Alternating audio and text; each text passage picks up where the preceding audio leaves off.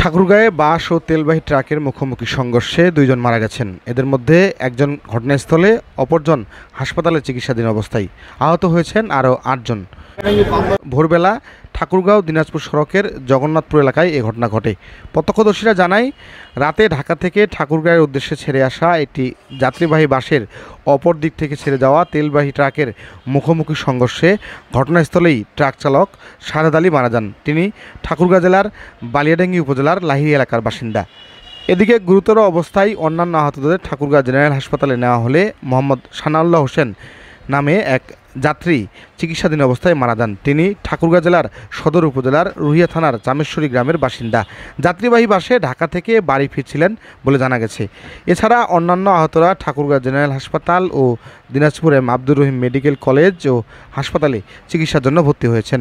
ঠাকুরগাঁও 250 শয্যা বিশিষ্ট জেনারেল হাসপাতালের মেডিকেল অফিসার ডাক্তার রকিবুল ইসলাম চয়ন জানান, দুর্ঘটনায় 2 জনের মৃত্যু হয়েছে। অন্যান্য আহতদের চিকিৎসা কাজ চলমান রয়েছে।